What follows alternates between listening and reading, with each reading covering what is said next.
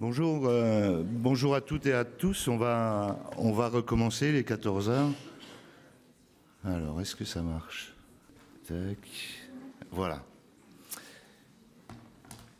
Donc, on va commencer cette session qui va s'intéresser aux méthodes de lutte contre les moustiques et en particulier aux enjeux. On m'a demandé d'introduire donc cette session où il y aura quatre intervenants, moi compris, sur la lutte antivectorielle et les enjeux liés au développement d'approches intégrées et d'outils innovants pour lutter contre les vecteurs. Donc moi, je m'appelle Frédéric Simard, je suis chercheur à l'IRD, je suis le directeur de l'UMR Mivegec à Montpellier et depuis début mars, je suis le président du GT Vecteur de l'ANSES. Donc, on va repartir comme ce matin, hein, sur du One Health. On en a parlé ce matin, mais c'est aussi, je voulais y revenir moi aussi un petit peu, parce que quand on parle de vecteurs et de maladies à transmission vectorielle, ben vous le voyez, on s'intéresse, il y a quelques exemples emblématiques ici, hein, les tiques, les phlébotomes, les moustiques, les cicadelles, les pucerons. On s'intéresse à des choses et des maladies qui touchent les animaux, l'homme, et les plantes également. On va parler de zoonoses. Hein. La plupart des maladies à transmission vectorielle sont des zoonoses, pas toutes, même si elles l'étaient probablement à l'origine. Toutes les zoonoses ne sont pas des maladies à transmission vectorielle, mais il y a un gros overlap là-dessus. Ça s'aligne avec les projets PREZOD, prévention de l'émergence des zoonoses, dont on parlera un peu plus tard cet après-midi. Donc on est totalement dans ce contexte-là, et en plus, toutes ces choses-là, on les contrôle comment? Pour l'instant, quasi uniquement avec l'utilisation de biocides et d'insecticides. Et donc, on impacte également la santé de l'environnement par rapport à ça. Donc, on s'aligne totalement dans cette grande vision qu'est le One Health, une seule santé, hein, cette approche complètement inclusive qui insiste sur la relation très intime entre la santé des hommes, des animaux, des plantes et de l'environnement, vous le voyez, c'est écrit ici, et qui prône une approche au niveau scientifique qui sera transdisciplinaire, qui est multisectorielle au niveau des décideurs, et avec, bien sûr, on en a parlé ce matin, l'implication, la contribution, l'aide et l'acceptabilité des citoyens. Et si vous regardez sur la fin de la définition, ça englobe tout. On va parler d'eau propre, d'air pur, d'énergie verte, de nourriture saine, tout ça pour assurer la santé et le well-being de tout ce qui vit dans ces écosystèmes. Donc on est complètement dans cette approche One Health qui prône ces rapprochements et cette discussion chez les scientifiques, avec les décideurs, avec les citoyens. Je vais maintenant focaliser un peu plus sur les moustiques et à l'intérieur des moustiques, plutôt sur les Aedes. On a beaucoup parlé de West Nile et de Culex ce matin. On va focaliser un petit peu sur les Aedes vecteurs d'arbovirus. Le contexte, ça a été dit ce matin encore une fois, on le connaît, hein, la mondialisation des échanges, les changements globaux, le changement climatique, l'urbanisation, le changement d'usage des terres.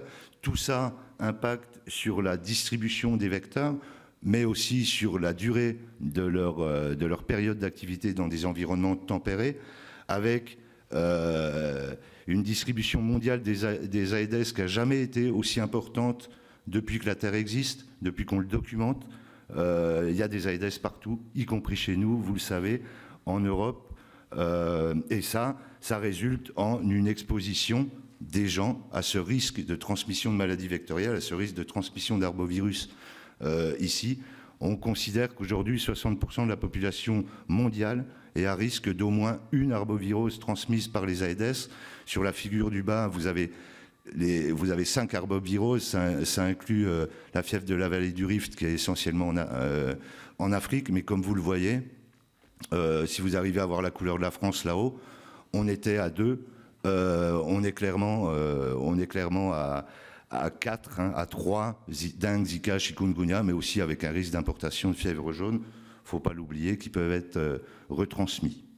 Donc un risque qui augmente, et face à ça, on n'a pas d'autre, alors je me trompe de télécommande, de choix que d'anticiper de savoir que ce risque existe, il se matérialise, il faut l'anticiper. Ça veut dire qu'il ne faut pas être uniquement dans l'urgence, attendre que les virus soient là, que les gens soient malades pour réagir, mais on a vraiment du travail à faire sur l'aspect préventif, en tout cas en lutte antivectorielle, développer de la lutte antivectorielle qui soit à visée préventive, pas seulement à visée curative. Pour focaliser un peu plus sur ce qui se passe ici en France hexagonale, vous avez vu les cartes qui ont été publiées hier. Le moustique tigre, il est bien là. Hein. On a mis du bleu cette année. Merci SPF, ça fait moins peur que le rouge.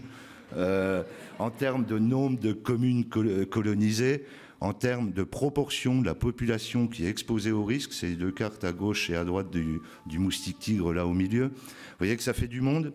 Maintenant, ça y est, hein, Albopictus a traversé la France. C'est depuis cette année hein, qu'il a atteint le nord de la France. Donc c'est quelque chose qui progresse. Le village gaulois au milieu, là, c'est parce que c'est de l'altitude, mais Albopictus grimpe aussi. Puis c'est un peu aussi parce que c'est pas des gros nœuds de communication dans le coin. Donc ça explique pourquoi il n'y a pas encore beaucoup Albopictus ici, mais ça viendra. Sur la gauche, vous avez, on en a aussi parlé ce matin, les épidémies de dengue dans la Caraïbe qui sont reprises ici, et vous voyez que ça se transfère directement sur le nombre, sur les cas importés de ces virus sur le territoire de la France hexagonale. Hein. Alors là, je me suis arrêté en 2000, le graphe va que jusqu'en 2022, et vous avez entendu ce matin, et si vous avez lu le communiqué de presse de SPF, bah, les cas importés en 2023, on était à plus de 2000. Là, l'échelle s'arrête à 1000. 2023, on est à plus de 2000 cas importés de dengue. Et là, au premier trimestre seulement, on est à plus de 1600 cas importés. Il y a une grosse épidémie en ce moment dans la Caraïbe. Les gens voyagent. Ceux qui habitent là-bas viennent ici, mais ceux qui habitent ici vont en vacances là-bas et importent le virus. On est déjà à plus de 1600 cas. L'année qui s'annonce va être super chaude. On peut en être convaincu. Vous voyez aussi, on importe ces cas, il y a du moustique tigre présent, le moustique s'infecte sur ces gens, va retransmettre ensuite, et on a des cas autochtones. Et là aussi, autant on a passé un levier cette année en termes de cas importés, autant il y a 2 ans, on a passé aussi un levier en cas de un certain seuil en termes de transmission autochtone. Là, cette fois-ci, je parle de gens qui ont attrapé la dengue sans avoir bougé de chez eux par des moustiques tigres du coin, avec 65 cas en 2020, c'est quoi, 22 ? Ouais, 65 cas en 2022, plus que tous les cas qu'on avait pu répertorier jusqu'à présent en France métropolitaine. En 2022, on a explosé le compteur, 65 cas, 9 foyers distincts à gérer par les opérateurs, ça ne se fait pas tout seul. En 2023, une grosse année, un peu moins de cas, mais toujours 9 foyers qui sont éparpillés un petit peu partout, une extension géographique. Hein. C'était uniquement en PACA Occitanie, là c'est allé jusqu'à, en Occitanie également, jusqu'à Toulouse, donc quelque chose qui se répand. Et avec un cas autochtone à Paris, vous en avez tous entendu parler, il suffit d'un à Paris, c'est bien encore. Nous, on n'en est plus là, on a passé ce cap depuis longtemps. Bref, un risque qui se matérialise, qui est là, c'est plus un risque, c'est une réalité, et il faut vraiment protéger les populations de ce risque sanitaire porté par les AEDES. Et ça doit se faire dans un contexte malheureusement qui n'est pas super favorable au développement, au fait qu'on avance vite sur ce sujet-là. Un manque de base scientifique en ce qui concerne l'évaluation de l'efficacité, mais aussi de l'efficience des méthodes de lutte qu'on utilise actuellement, sans parler des méthodes qui sont à venir, hein, des manques qui ont été relevés dans plusieurs publications scientifiques qui sont passées et à venir. On travaille avec Johanna justement sur un de ces papiers-là. Il y a d'un côté l'efficacité pure de la méthode de lutte qu'on veut mettre en place, mais il y a de l'autre côté comment on la met en place, tout le processus qui nécessite d'être évalué et d'être optimisé également. Donc dans ce contexte-là, avec très peu de méthodes qui marchent, il est primordial, d'innover, de proposer des méthodes complémentaires pour augmenter l'efficacité, voire remplacer complètement les méthodes qu'on utilise, et puis de développer de l'évaluation sur ces deux aspects, l'efficacité et l'efficience. Le contexte, ce besoin, il est d'autant plus urgent que les seules méthodes sur lesquelles on se base actuellement, qui utilisent les insecticides, il y a des gros problèmes d'efficacité, avec une résistance des Aedes aux insecticides qui est décrite absolument partout, dans plus de 57 pays qui reportent ces résistances, parce qu'il y a plusieurs mécanismes de résistance. Ça peut être des mutations, ça peut être des duplications de gènes, ça peut être de l'augmentation d'efficacité de certaines enzymes. Donc un vrai problème on a très peu de molécules qu'on peut utiliser en santé publique. Les Aedes sont déjà résistants. Vous le voyez, hein, que ce soit Aegypti à gauche, Albo à droite, on documente des résistances parfois croisées à différents types d'insecticides. Ce qui veut dire que les insecticides, ils n'en ont plus pour longtemps en termes d'efficacité, même si on continue à les utiliser. Se greffe là-dessus un manque général d'investissement dans ce domaine-là, des aspects de régulation qui sont de plus en plus contraignants pour l'utilisation des insecticides. Alors c'est pas un mal, hein, je pense pas, mais ça gêne. Quand on n'a plus qu'une molécule à utiliser, qu'on n'a pas d'alternative, on se retrouve coincé par les résistances. Un contexte réglementaire aussi qui est, quand il existe, inapproprié. On ne sait pas parler de biocontrôle pour la santé, par exemple.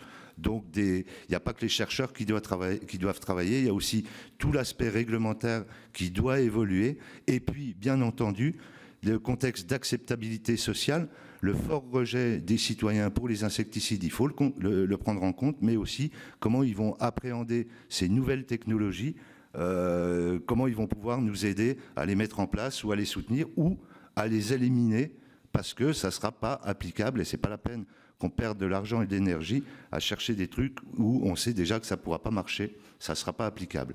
Tout ça a poussé l'OMS dans le cadre de sa grande directive générale, le Global Vector Control Plan 2017-2030, à vraiment plaider pour des actions multisectorielles coordonnées pour une gestion intégrée du risque vectoriel. On ne parle pas que des vecteurs, on parle vraiment du risque liés à ces vecteurs, et ces recommandations étaient reprises et plus détaillées, plus adaptées à notre contexte par le COVAX. On en a déjà parlé ce matin, donc c'est un document extrêmement riche sur ce qu'il faudrait faire pour améliorer la situation. Donc là, le mot-clé, clairement, c'est intégrer, discuter, intégrer au niveau scientifique avec tout l'ensemble des parties prenantes qui peuvent être concernés, et comme Florence l'a montré ce matin, ça ne concerne pas que le domaine de la santé, ça peut aussi impliquer les décideurs au niveau de la ville. Voilà, c'est hyper vaste et ça doit être fait. Alors comment ça peut être fait, hein, comment on passe de la théorie à la pratique? Il y a des publications sur le domaine, par exemple le travail fait par David Royce et collaborateurs, un consortium qui a été mobilisé par l'OMS justement pour réfléchir sur ces questions et qui a listé un petit peu toute la partie, qui a essayé de formaliser un petit peu ce que devait être cette approche intégrée de la lutte contre les Aedes vecteurs, avec une partie en vert en haut, ce qui est toute la surveillance intégrée dont on a bien parlé ce matin, en bleu au milieu la lutte contre les vecteurs proprement dites, avec qu'est-ce qui marche en termes larvaires, quelles sont les méthodes pour lesquelles on a des bases scientifiques pour dire que ça peut marcher quand c'est bien fait, et quelles sont les conditions. Vous voyez ça, c'est les scénarios en haut, hein, pas d'Aedes jusqu'à une transmission, une grosse épidémie. Quels sont les moyens à mobiliser pour lesquels on a des bases scientifiques et quand les mobiliser et comment les combiner. Donc vous avez là-dedans les seules méthodes pour lesquelles on a des arguments scientifiques et encore pour dire que ça marche ou que ça peut marcher. Ça implique également ici la mobilisation sociale, tout ce qui est éducation, convocation des parties prenantes et communication. Et puis, le multisectoriel, bien sûr, ça s'adresse plutôt aux décideurs, le secteur de la santé, mais pas que. Élargir ça avec des piliers d'action qui sont décrits ici. Je vous encourage à regarder cette publication qui formalise un petit peu tout ce concept et qui l'adapte justement au cas précis des Aedes vecteurs d'arbovirus. On ne s'arrête pas à ce qui marche, bien sûr, et avec tout ce que je viens de vous dire, ce qui marchera pas forcément encore très longtemps. Il y a tout un tas de nouvelles méthodes qui sont en développement et dont on va parler. Les trois intervenants qui me suivent vont détailler un peu certaines de ces méthodes. Ne faut pas croire que ça sera le magic bullet qui va remplacer les insecticides et qu'on pourra se reposer sur telle ou telle méthode. L'idée, c'est bien d'arriver à fournir une boîte à outils dans lesquels les décideurs pourront piocher en accord avec les citoyens pour choisir des méthodes, les combiner intelligemment, parce qu'il ne s'agit pas non plus de combiner des trucs antagonistes. On ne peut pas lâcher des mâles stériles et passer un coup d'insecticide juste après. Pour juste donner un exemple, c'est mieux de le faire dans l'autre sens. Mais c'est ce genre d'ineptie auquel on peut arriver si jamais on ne réfléchit pas tous ensemble. Dans cette publi, il liste un petit peu toutes les méthodes, donc c'est une publi de Nicolas Chi, toujours le même groupe qui a réfléchi à ça, sur les méthodes innovantes qui étaient dans le pipe, alors ça va de nouvelles molécules insecticides jusqu'au développement de techniques de piégeage, de l'insecte stérile, de l'utilisation de Wolbachia ou de densovirus dont on va parler tout à l'heure, chacun avec un potentiel plus ou moins élevé pour aider justement dans l'urgence à gérer ce problème de la résistance aux insecticides. On ne doit pas attendre qu'une méthode marche mieux que les insecticides pour la mettre en place. Le but, l'urgence, elle est là. Je ne sais pas si c'est assez clair sur ma diapo, mais c'est tant que ça marche aussi bien que les insecticides et que ça peut être utilisé en remplacement ou pour diminuer cette pression insecticide et mieux gérer la résistance, ça peut être utile d'intégrer dès maintenant ces méthodes de lutte dans les stratégies de lutte antivectorielle. Donc ça fait partie un petit peu des solutions qu'on peut proposer. Ce groupe de réflexion qui a été financé par l'OMS pendant 2 ans pour réfléchir un petit peu à tout ça, a évolué en consortium européen, le consortium Innovec, recherche et innovation pour la lutte contre les Aedes vecteurs d'arbovirus. C'est un consortium qui regroupe... Alors là, c'est con, parce que je suis trop loin pour mes yeux et trop près pour mes lunettes, ou l'inverse. Qui regroupe donc 17 pays, 20 partenaires académiques, 5 privés. La sphère privée fait partie du consortium, c'est super important, j'y reviendrai un peu après. Une organisation internationale pour réfléchir justement à ces aspects via un financement européen. C'est celle-ci. Ce projet dont l'objectif est le projet Innovec, donc de promouvoir les collaborations internationales, multidisciplinaires et transsectorielles. On retrouve exactement les mêmes mots-clés qu'on utilise depuis ce matin, pour renforcer les connaissances scientifiques et techniques sur la surveillance et la lutte contre les moustiques vecteurs et les arbovirus émergents. Alors vous reconnaissez, c'est un projet qui est structuré typiquement comme un projet européen avec différents work packages, 5 work packages, 2 qui sont plus spécifiques sur de la recherche et qui vont donc s'intéresser au développement, par exemple, de nouveaux outils pour la surveillance intégrée, tout ce qui est application web, tout ce qui est éléments de diagnostic, pièges intelligents, des pièges qui vont identifier les moustiques en même temps qu'ils les attrapent. Bon, encore un moyen peut-être de se passer d'entomologiste, quoique on sera toujours là. Et puis jusqu'au système de early warning, donc ça sur la surveillance intégrée, sur des interventions innovantes contre les vecteurs. On va retrouver des nouveaux insecticides, des modificateurs du comportement des moustiques, des répulsifs, les stratégies de mass trapping, et ça Greg nous en parlera un petit peu tout à l'heure, et puis les stratégies qui concernent la technique de l'insecte stérile, que la stérilisation soit obtenue par irradiation ou par Wolbachia. Peut-être Mathieu, tu nous en diras un peu plus tout à l'heure là-dessus. Vous reconnaissez Florence qui est intervenue qui est intervenue ce matin, donc qui pilote, elle, un work package autour de l'implication des citoyens sur ces aspects-là, avec des aspects autour de la science citoyenne, de la science participative, l'acceptabilité sociale, et puis tout ce qui concerne comment on travaille ensemble, comment on se parle, comment se passent nos réunions et pourquoi on n'arrive pas à concrétiser ça par des vraies actions qui impliquent tout le monde. Et puis deux work packages qui sont un peu plus tournés vers la société, hein, faire de la com, faire de l'advocacy par rapport à ces stratégies. Voilà, une amorce un petit peu de solutions, de consortium à l'intérieur duquel on doit se parler, on va se parler, on va parler aux citoyens, on va parler aux décideurs, et quelque chose de mondial, avec des objectifs spécifiques, donc des opportunités cette fois-ci en termes de formation, qu'elles soient académiques ou pas académiques, qu'elles soient plutôt théoriques ou plutôt techniques, de renforcement des capacités, l'organisation d'ateliers techniques, de conférences, je l'ai dit, et puis bien sûr le cœur du projet, c'est de développer et de diffuser, d'évaluer l'efficacité de ces outils et de ces nouvelles technologies. Là, en complément de ce qui va être présenté juste après, je mentionne par exemple, pour vous donner des idées, l'utilisation de petits ARN spécifiques contre les moustiques, contre certains stades qui vont bloquer certains processus. Par exemple, on peut imaginer faire manger ça à des larves, des ARN qui vont bloquer l'émergence des larves, par exemple.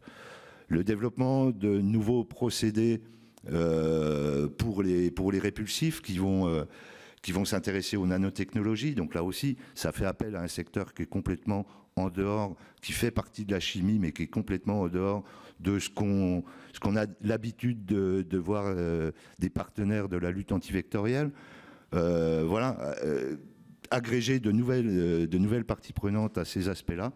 Puis le développement de mass trapping, et ça Greg nous en dira plus dans un instant. Je voulais insister un petit peu de manière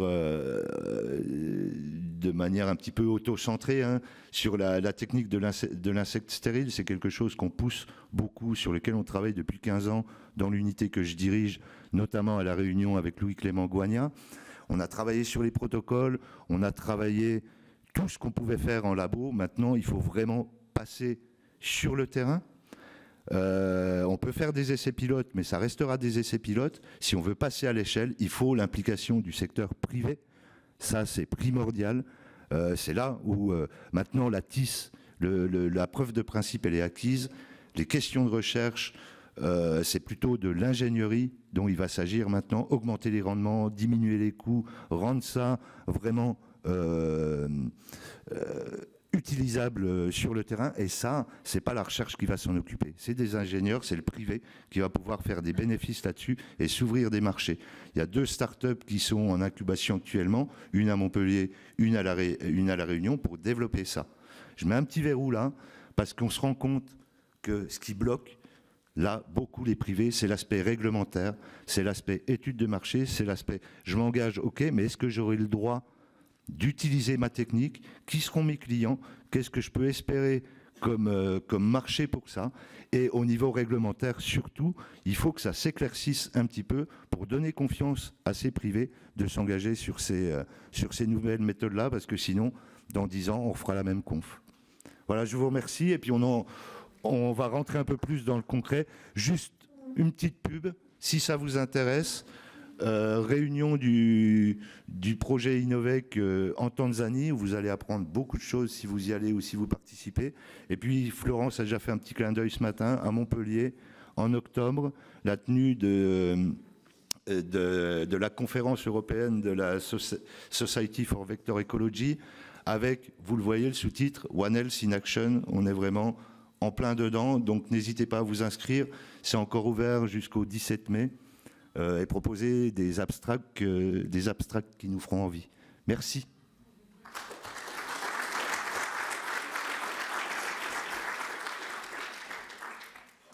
Donc on va enchaîner, on fait comme ce matin, on enchaîne toutes les présentations et puis après on sera heureux de répondre à vos questions. Donc je passe le micro à Mathieu Sicard, prof à l'Université de Montpellier, qui va nous parler des Wolbachia. Tiens Mathieu. Merci beaucoup, bonjour à tous, bonjour à toutes. Merci beaucoup pour l'invitation. Donc oui, je vais vous parler des méthodes de lutte basées sur une bactérie qu'on appelle Wolbachia et le rôle central d'un phénomène qu'elles induisent qu'on appelle l'incompatibilité cytoplasmique. Alors tout d'abord, qu'est-ce que les Wolbachia? Les Wolbachia, ce sont des bactéries qui vivent à l'intérieur des cellules de leurs hôtes. Ici, dans un œuf de moustique, Culex pipiens, eh bien, vous voyez, c'est une Wolbachia côte à côte avec des mitochondries dans un cytoplasme. À côté, je vous ai mis un papillon. Et ce n'est pas par hasard, c'est qu'en fait, les Wolbachia se trouvent dans plus de 50% des espèces d'insectes, dont des papillons. Et cette maman papillon bien, transmet à ses descendants les Wolbachia qui sont représentés ici par des petits points noirs. C'est ce qu'on appelle une transmission verticale. Et bien, il y a des milliers de souches de Wolbachia qui sont présentes dans le monde vivant au sein de ces insectes et d'autres arthropodes. Maintenant, qu'est-ce que l'incompatibilité cytoplasmique? L'incompatibilité cytoplasmique, c'est quand, dans une espèce où tout se passe bien normalement entre mâle et femelle, il donne des petits qui sont soit mâles, soit femelles, et bien quand le mâle est infecté, c'est ce que j'ai représenté ici par des petits points violets, et bien, et qu'il se croise avec une femelle non infectée, alors ça va tuer quasiment toute la descendance, c'est-à-dire que les embryons ne vont pas se développer pour tous ou une partie d'entre eux. Et c'est ce qu'on appelle de l'incompatibilité cytoplasmique parce que c'est un facteur présent dans le cytoplasme, donc les Wolbachia, qui ont créé l'incompatibilité, induit l'incompatibilité entre ce mâle et cette femelle. Nous, dans notre laboratoire, on s'intéresse à l'incompatibilité cytoplasmique, finalement, comment ça marche. Je ne vais pas pouvoir vous décrire une grande partie de nos recherches parce qu'on m'a surtout demandé de parler des éléments applicables sur le terrain. Alors là, ma diapo ne passe pas. Voilà. Alors, on va imaginer que cette jolie femelle qui est en train de pondre ses œufs est une femelle non infectée de Culex pipiens et qu'elle a été inséminée par un mâle infecté. Vous voyez, ces œufs viennent d'être pondus et en les collectant, eh bien, on peut ainsi analyser ce qui est la cause de leur mort du fait de l'incompatibilité cytoplasmique. C'est ce qu'on a fait. C'est ce qu'on a fait, ça va venir.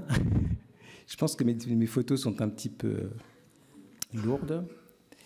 Donc on a collecté ces œufs qui sont en raft et après, eh bien, on peut observer le développement de ces œufs et voir ce qui cause finalement leur mort. Et on a montré avec nos collaborateurs, en particulier Benjamin Lopin et Frédéric Landman qui travaillent à Lyon, pour Benjamin Lopin et Fred Landman, je comble, hein, parce que ça n'avance pas, à Montpellier. Voilà. Alors, donc, ce qu'on a pu montrer, c'est que les mâles produisent donc des spermatozoïdes, ça c'est logique, mais dans leurs spermatozoïdes, les Wolbachia ont introduit une toxine. C'est-à-dire qu'au moment où le mâle infecté va inséminer la femelle non infectée, eh bien, les spermatozoïdes portent une toxine qui a été produite par Wolbachia. Et donc, au moment où le spermatozoïde va pénétrer dans l'ovocyte, eh bien,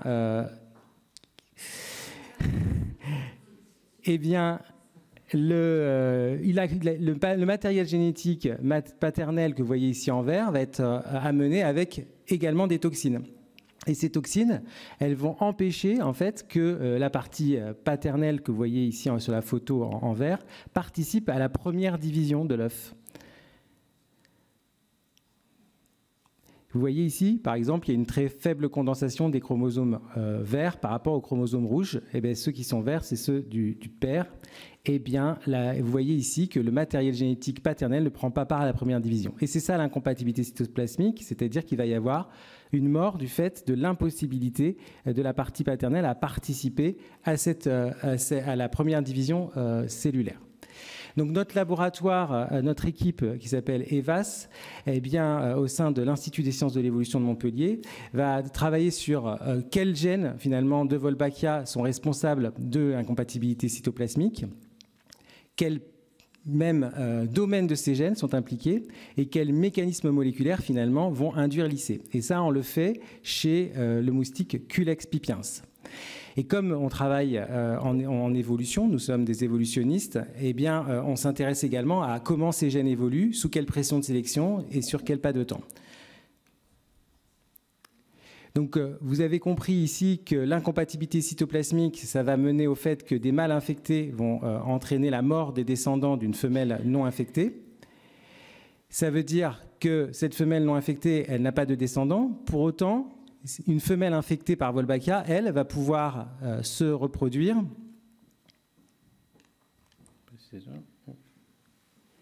à la fois avec les mâles infectés et à la fois avec les mâles non infectés.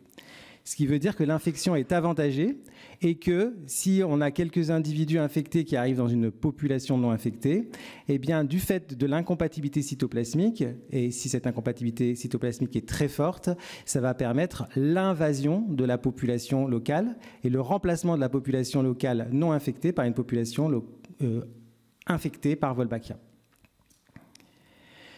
Donc on a vu que, au niveau mondial, il y a une distribution des deux vecteurs majeurs des arbovirus Albopictus et Aegypti qui est contrastée, bien qu'il y ait des chevauchements.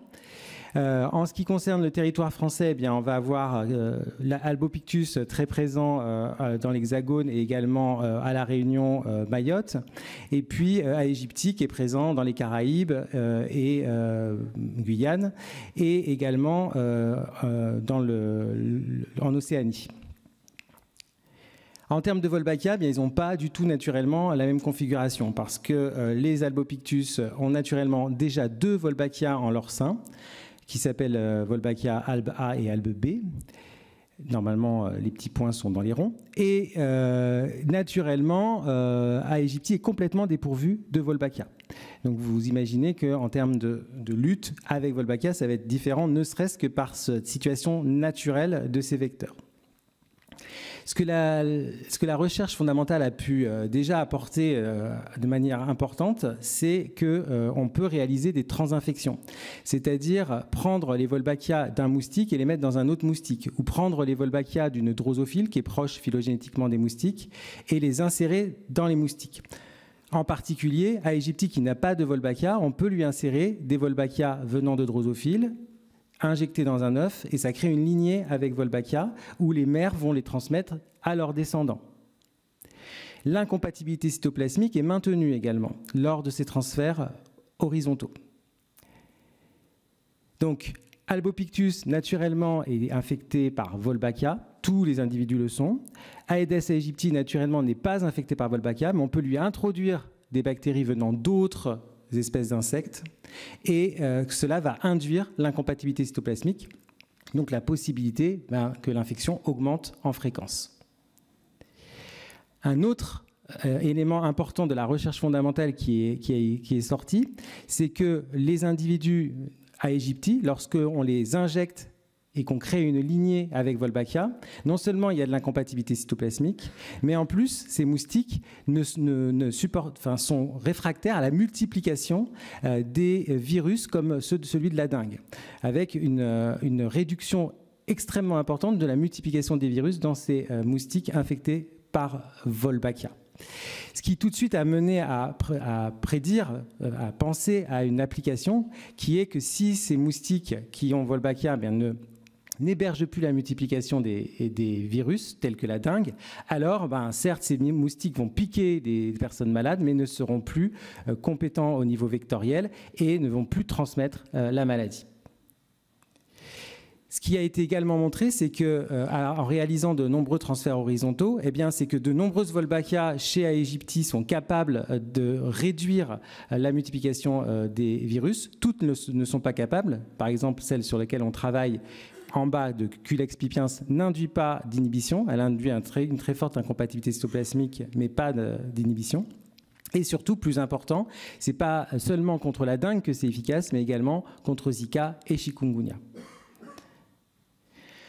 Donc concrètement, on est capable d'introduire des Wolbachia, en particulier de drosophiles, dans des lignées de moustiques Aedes aegypti. Ça va permettre de stériliser les femelles non infectées et donner un avantage aux femelles infectées. Ce qui veut dire que l'infection va augmenter en fréquence, ça je vous l'ai déjà expliqué, mais ce que vous pouvez maintenant percevoir, c'est que non seulement l'infection par Wolbachia augmente en fréquence, mais également, les moustiques qui vont être présents, qui vont remplacer les moustiques locaux, sont réfractaires aux virus et aux arbovirus et ne transmettent plus ou peu ces arbovirus. Concrètement, il y a des preuves sur le terrain, en Indonésie en particulier, où c'est là où ça a été le mieux montré au niveau épidémiologique avec des méthodes robustes. Eh bien, en effectuant des lâchers pendant 9 mois, 50 000 adultes par semaine, par kilomètre carré, donc c'est ambitieux, 43 millions d'adultes produits lâchés, eh bien, on obtient une réduction de 77%.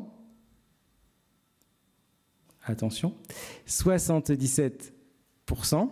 Alors, ce n'est pas que en Indonésie où ça a été montré. On a également une très forte efficacité de la méthode en Australie, où depuis 10 ans, qu'ont eu lieu ces lâchers, eh bien, on est à 98% et 95% respectivement dans les deux villes, eh bien, de réduction de la dengue, de l'incidence de la dengue. Et il n'y a qu'au Brésil où c'est relativement faible, puisqu'on a une baisse de 40% de la dengue. Mais a priori, les Wolbachia n'ont pas réussi à extrêmement bien envahir les populations locales. Et c'est un peu le seul endroit où, pour l'instant, les résultats sont nuancés. Alors, voilà. Donc, c'était cette diapositive que je viens de vous commenter qui montre en effet une efficacité très importante de cette méthode de remplacement. Alors concrètement, cette méthode de remplacement, eh bien, elle pourrait être appliquée en Guadeloupe, en Martinique, en Guyane, et elle a déjà été lancée en Nouvelle-Calédonie, où il y a eu un très bon taux de remplacement, c'est-à-dire que les populations locales où ça a été libéré sont majoritairement les moustiques sont infectés par Wolbachia et il n'y a pas eu d'épidémie de dengue depuis ces lâchers qui ont eu lieu en 2019.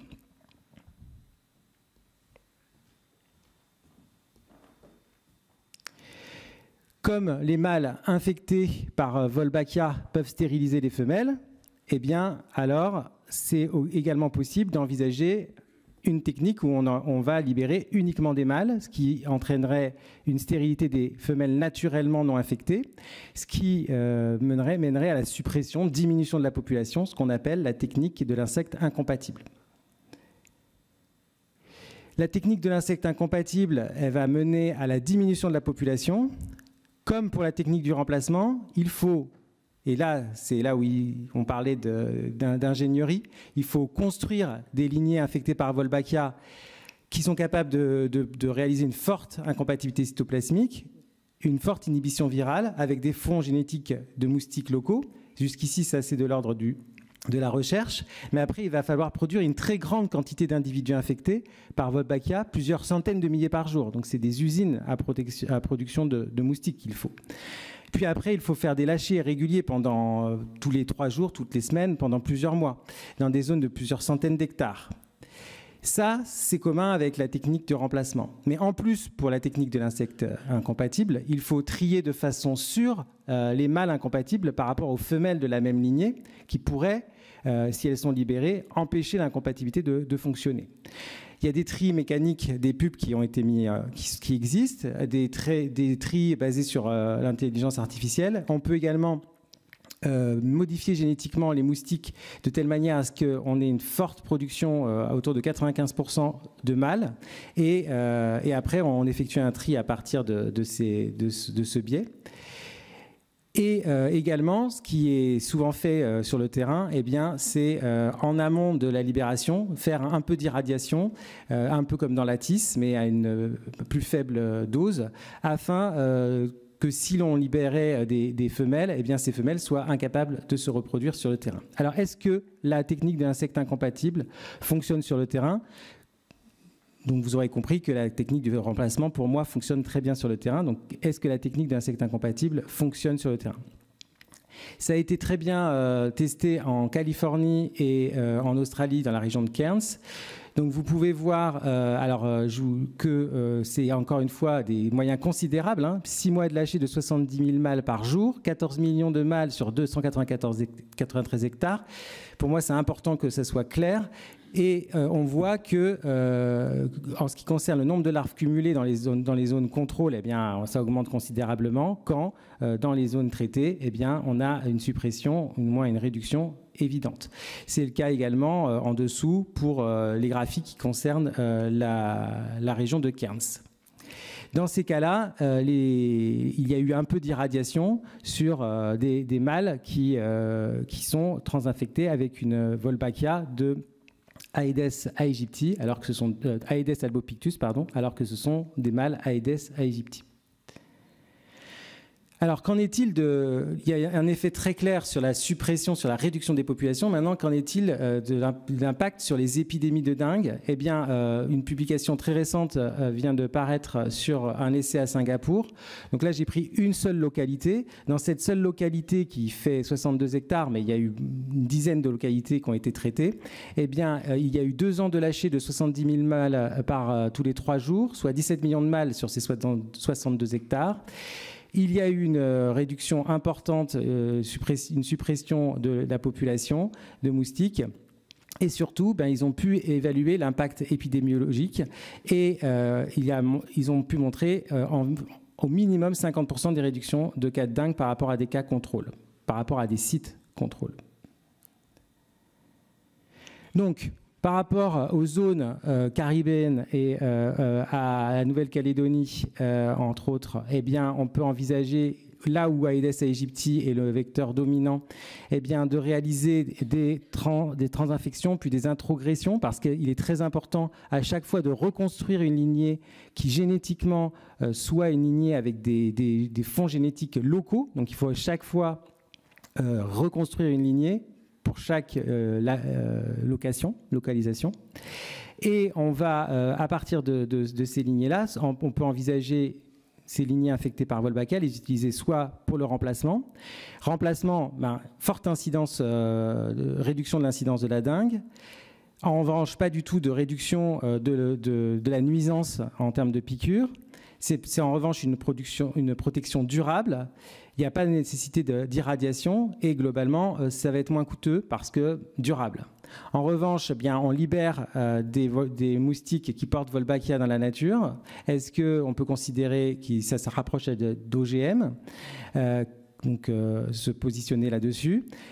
Qu'est-ce qui va se passer pour ces Wolbachia qui sont introduites dans un nouvel hôte? Est-ce qu'elles vont évoluer en termes d'incompatibilité cytoplasmique, en termes de capacité de réduire la multiplication des virus? Comment vont évoluer les arbovirus face à ces Wolbachia? Toutes ces questions d'évolution restent ouvertes dans cette technique de remplacement. La réduction de population, eh bien, on a une incidence sur la dengue qui a été quand même démontrée. On a clairement une réduction des piqûres, donc c'est aussi une meilleure acceptation de la population puisqu'il y a clairement la nuisance qui est réduite. Cependant, la protection est limitée dans le temps, il faut faire un tri des mâles et c'est beaucoup plus coûteux.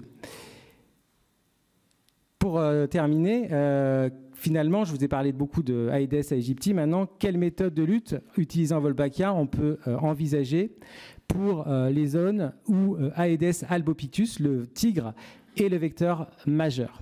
Parce que je vous rappelle qu'il y a déjà des Wolbachia dans tous les individus au niveau des populations naturelles. Ce qui a été fait dans la recherche fondamentale pour l'instant et qui a débouché sur de l'appliqué, c'est qu'on a pris les Wolbachia de Culex pipiens, qui sont les plus fortes en termes d'incompatibilité cytoplasmique, ont été introduites dans une lignée déjà tri-infectée, ce qui a mené à la création d'une lignée tri-infectée. Et les mâles tri-infectés, donc qui portent en plus des Wolbachia normales, les Wolbachia de Culex pipiens, eh bien, ces mâles peuvent stériliser les femelles naturellement infectés. On peut également enlever les Wolbachia par un traitement antibiotique, produire une lignée où on va introduire juste la Wolbachia de Culex pipiens dans une lignée de Aedes albopictus. Ces mâles, qu'ils soient tri-infectés ou mono-infectés par des Wolbachia exogènes, eh bien, vont stériliser très fortement les femelles, ce qui permet d'envisager une méthode d'insectes incompatible. Cette méthode d'insectes incompatible chez Aedes albopictus a été testée en Chine avec ici des moyens énormes. Je ne suis toujours pas sûr de mes comptes, mais je trouve 357 millions de mâles qui ont été lâchés sur 25 hectares. Et là, on a, et ces mâles qui ont été lâchés ont été irradiés en partie pour empêcher les quelques femelles potentielles qui auraient été mal triées de se reproduire. On voit que la ligne rouge en haut, ici, c'est le taux de suppression, donc il est exceptionnel. Et puis, ça, c'est les femelles qu'on peut capturer dans la nature, dans les zones qui ont été traités versus contrôle. Donc là, ça marche très bien. Plus récemment encore, eh bien, ils ont réalisé des lâchers de moustiques qui ne tri-infectés non irradiés. Donc, ils ont pris le risque de l'installation potentielle de femelles tri-infectées dans la nature. Et ça a bien fonctionné en termes d'essais qui étaient plus restreints en termes de nombre d'hectares traités, avec 1,5 million de moustiques utilisés. Et il n'y a pas eu du tout d'installation des femelles tri-infectées. Donc, a priori, pour eux, dans la conclusion, on peut utiliser la technique de l'insecte incompatible sans aucune irradiation.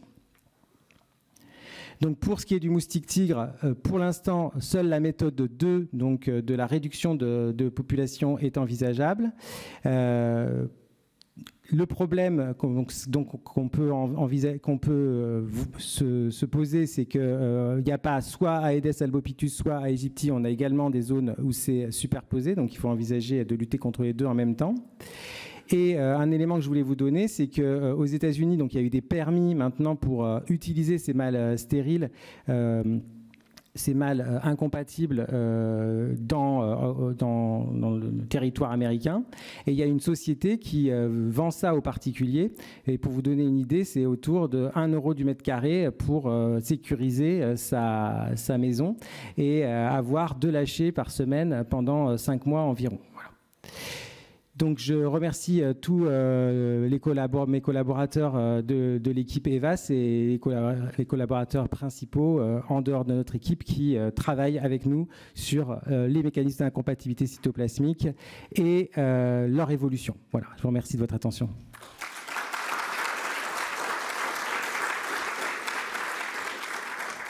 Merci beaucoup, Mathieu. Super, et avec des vrais résultats et des gros chiffres. On va passer au prochain orateur. Donc, on reste à l'ISEM, l'Institut des sciences de l'évolution de Montpellier, avec Christophe Bouette, qui est chercheur à l'IRD, qui va nous parler des densovirus. Bonjour à tous et à toutes. Je vais vous parler de densovirus et leur interaction avec les moustiques dans les populations naturelles, mais surtout de leur possible intérêt comme outil de lutte antivectorielle. Alors, on est actuellement dans une période où, finalement, on a eu jusqu'à maintenant une efficacité qui pouvait être certainement relative des méthodes de lutte antivectorielle, soit du fait des méthodes elles-mêmes, mais aussi du fait souvent de leur utilisation et de leur application. On se retrouve aujourd'hui dans une situation où il faut certainement développer des nouvelles solutions qui soient plus respectueuses de l'environnement et s'assurer que ces méthodes de contrôle qui vont être développées soient efficaces, y compris dans un contexte de changement global. Alors, que sont les densovirus ? Les densovirus sont des petits virus à ADN qui font partie de la famille des parvoviridés. La sous-famille des densovirinés, à l'intérieur, on va trouver 2 genres. Les protoambidensovirus, pour lesquels vous verrez plus tard, il y a un seul membre connu qui infecte les Culex pipiens, et un autre genre dans lequel il y a énormément de virus, les brevidensovirus. Donc, pour la plupart d'entre eux, ont été isolés essentiellement à partir de cultures cellulaires de cellules de moustiques, mais on en a aussi trouvé de plus en plus au cours des dernières années, à la fois dans des élevages de moustiques, dans des colonies que les gens maintenaient dans des labos, ou alors directement sur le terrain, notamment via des travaux de métagénomique. Alors, qu'en est-il de la répartition géographique des densovirus? Je vous ai pris ici l'exemple d'un article qui résulte d'un travail qui était fait dans l'équipe à l'ISEM il y a quelques années, où en fait l'étude a porté sur la répartition de la prévalence des densovirus dans plusieurs dizaines de populations de moustiques à travers le monde. Globalement, on a une prévalence moyenne de l'ordre de 40-45%, avec des grandes variations allant de quelques pourcents à plus de 70-75% dans certaines populations pour le virus CPDV, donc celui dont je vous ai parlé juste avant, qui infecte les culex. Alors, ce qui est intéressant de savoir d'abord avec ces densovirus, que ce soit celui qui touche le culex comme ceux qui touchent les Aedes ou les Anophèles, c'est qu'ils peuvent avoir que leur pouvoir pathogène n'est pas toujours évident. Ils ont parfois un pouvoir pathogène, parfois non. Alors quand ils n'ont pas de pouvoir pathogène, certains pensent pouvoir les utiliser comme outil de vecteur de gènes d'intérêt pour entraîner une interférence, par exemple, avec des arbovirus. Donc c'est un cas de paratransgénèse. Et si ce n'était pas tout mâché, vous verriez que c'est un virus qui s'appelle AGDV qu'on trouve chez Anopheles gambier. Mais la majeure partie des travaux à l'heure actuelle concernent du contrôle biologique classique. Donc s'intéresse à des virus qui ont un véritable pouvoir pathogène contre les moustiques vecteurs. Alors, ce qui m'a semblé intéressant dans le cadre de la lutte antivectorielle, c'est de reprendre cette équation de la capacité vectorielle, qui est un peu le R0 centré autour des vecteurs, et de regarder les différents... Ah oui, il y a des trucs bizarres. Et de regarder les différents... Comment il marche? Tout en haut. Ouais. Bon, ici, à côté du A, c'est un 2, c'est au carré. Et voilà. Donc il y a différents éléments à l'intérieur. Il y a la densité, donc la capacité vectorielle va être déterminée par la densité de vecteurs par hôte. Donc plus vous avez de vecteurs et plus la capacité vectorielle de votre population de moustiques va être importante. Par le taux de piqûre petit a qui est au carré normalement, puisque le moustique vous pique une fois une personne infectée, puis devient infectieux et va piquer une autre personne. C'est ce qui lui permet de transmettre. On a ensuite la compétence vectorielle, qui est évidemment importante. La période d'incubation extrinsèque des pathogènes, donc plus... c'est un grand N qui est là. Donc plus cette période va être courte et plus votre vecteur va être capable de transmettre rapidement après avoir pris du sang et du virus sur une personne infectée. Et enfin, vous avez la probabilité de survie journalière qui apparaît 2 fois au numérateur et au dénominateur, qui va évidemment, plus votre vecteur va survivre longtemps et plus il va être capable de transmettre. C'est assez évident. Alors l'idée ici, c'était de reprendre les différents éléments de cette capacité vectorielle et de savoir ce qu'on savait pour eux en ce qui concerne les densovirus. Alors le premier, qui est souvent considéré comme un paramètre extrêmement important dans la capacité vectorielle, c'est le taux de piqûre du moustique. Et en fait, on n'a aucune information à l'heure actuelle sur l'effet de l'infection par les densovirus sur le taux de piqûre qu'il va avoir et sur le comportement du moustique adulte à chercher un hôte, en fait.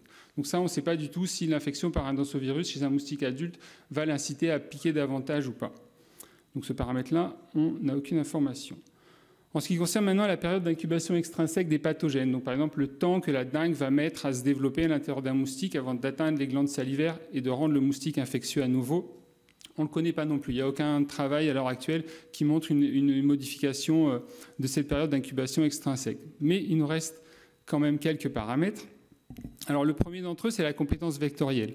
Donc ça va être la capacité ça va être une mesure finalement de cette interaction entre le moustique et le pathogène qui peut transmettre à un humain à bien fonctionner, donc à rendre votre moustique infectieux. Alors ici, les résultats sont assez variables et il y a eu les premiers travaux ont concerné essentiellement des co-infections entre le virus chikungunya et des densovirus. Et on voit qu'il n'y a aucun... On a vu à cette époque qu'il n'y avait aucun impact de la co-infection. Finalement, les virus de chikungunya se multipliaient tout aussi bien dans des cellules C636 infectées par des densovirus ou pas. Donc là, ces premiers travaux montrent qu'il n'y a pas d'effet.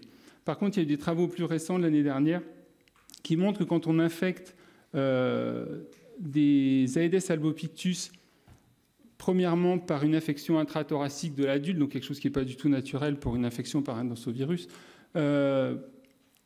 Donc quand on les infecte en tant qu'adultes par un densovirus, et qu'ensuite on leur fait prendre un repas sanguin qui porteur de virus de dengue 2, on voit qu'au bout de 15 jours, en fait, à l'intérieur, les moustiques qui portent les deux virus, donc qui sont co-infectés, on a une proportion chez eux qui est moins grande à avoir du virus dans les glandes salivaires, ce qui fait qu'on a une réduction de cette compétence vectorielle chez les moustiques porteurs des deux infections.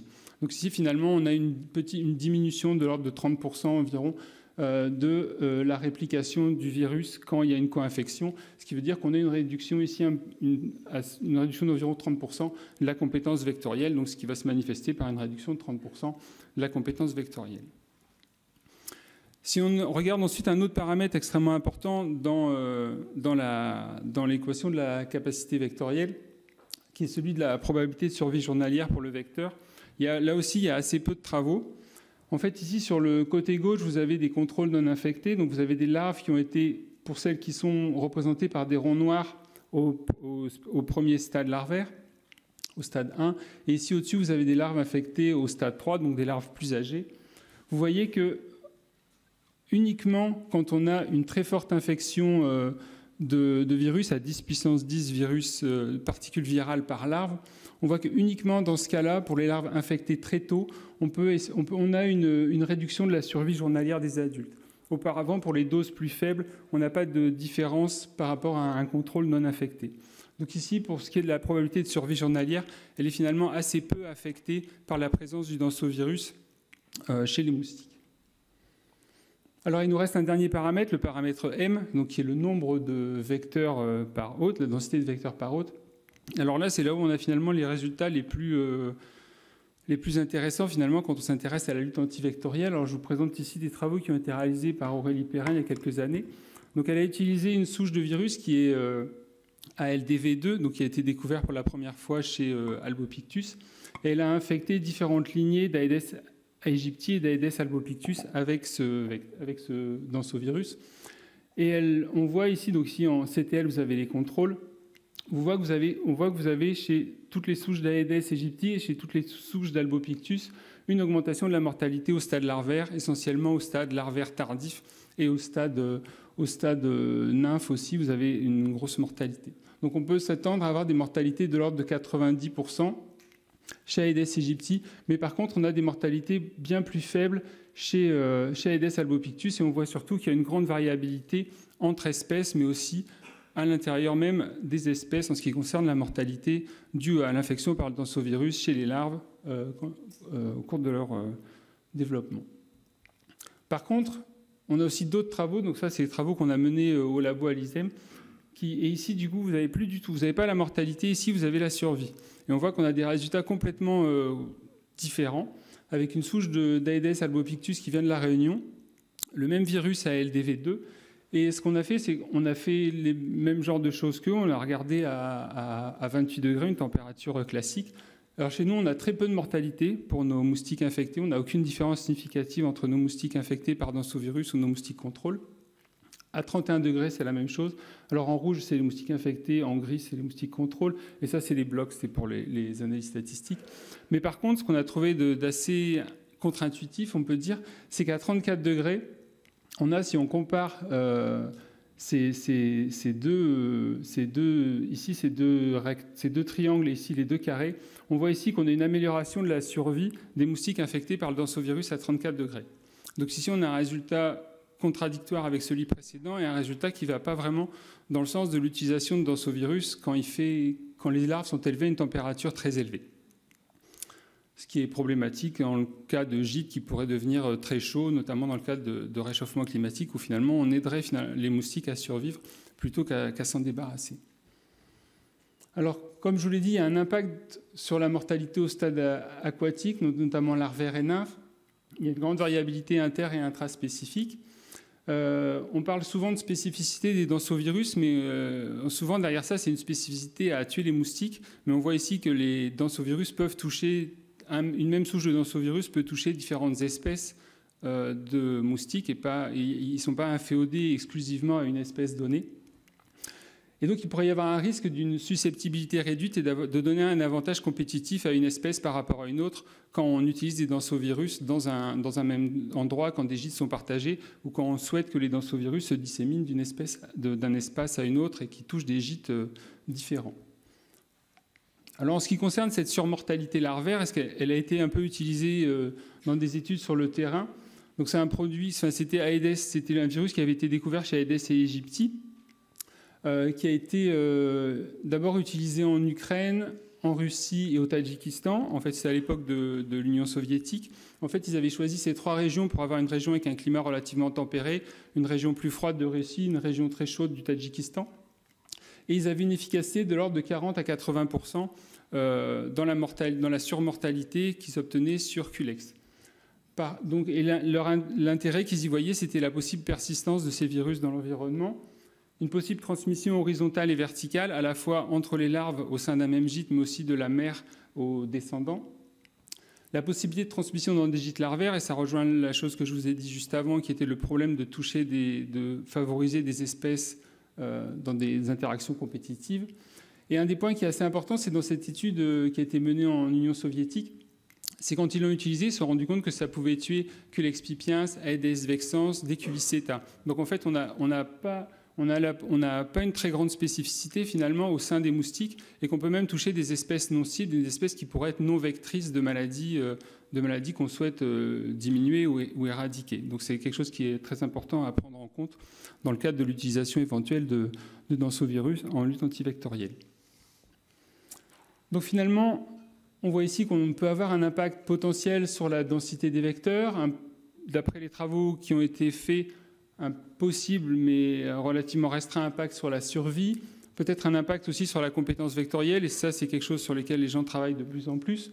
Par contre, on n'a pas d'informations sur les modifications éventuelles du taux de piqûre des moustiques, ni sur la période d'incubation des pathogènes qui nous intéressent, comme la dengue, le chikungunya ou Zika par exemple.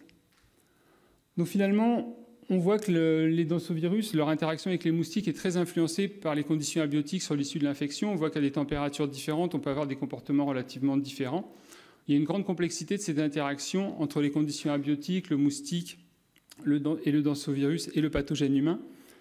Un des points essentiels qu'il faudrait pouvoir mesurer, c'est l'impact épidémiologique éventuel que pourra avoir l'utilisation de ces densovirus pour les maladies vectorielles transmises à l'homme, pour les herboviroses. Comme je disais tout à l'heure, un des risques éventuels, c'est d'avoir un impact différentiel sur 2 espèces qu'on souhaite pourtant éliminer toutes les 2 quand elles sont en sympatrie, comme Aegypti et Albopictus. Et enfin, il faut s'assurer d'avoir une efficacité des densovirus au regard des changements environnementaux et notamment de l'évolution des températures dans les années à venir. Voilà, je tiens à remercier ici les différents membres de l'équipe et des autres labos avec lesquels on travaille sur ces sujets au sein de l'équipe. Je vous remercie.